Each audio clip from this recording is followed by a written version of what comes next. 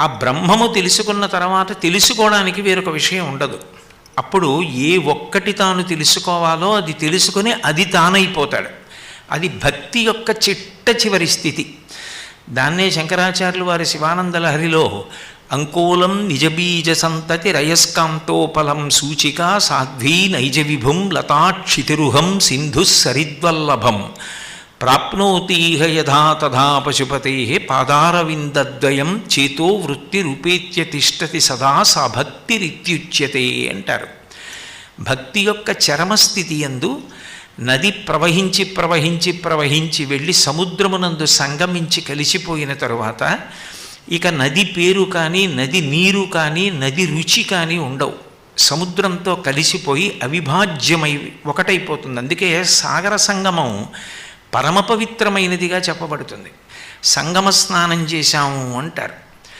అటువంటి సాగర సంగమమునందు నది తన యొక్క రూపాన్ని పేరుని రుచిని వదిలిపెట్టి కలిసిపోయినట్లే భక్తుడు ఇక తాను అన్న మాట విడిచిపెట్టి పరబ్రహ్మమునందు ఐక్యమవుతాడు. ఐక్యమైపోవడము అంటే ఎప్పుడో చచ్చిపోయిన తర్వాత జరుగుతుందని అనుకోకూడదు.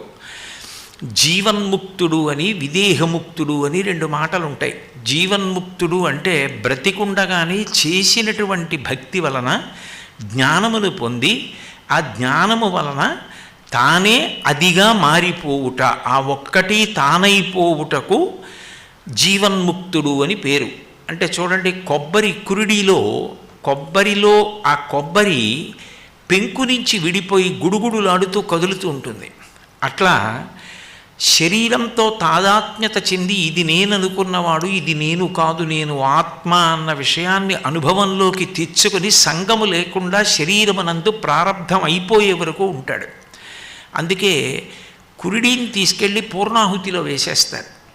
ఆ ఒకటి పక్కన సున్నా అయిపోవడం అన్న మాటకు అర్థం ఏమిటంటే పూర్ణమద పూర్ణమిదం పూర్ణాత్ పూర్ణముదిచ్యతే పూర్ణస్య పూర్ణమాదాయ పూర్ణమేవావశిష్యతే అంటుంది ఉపనిషత్తు.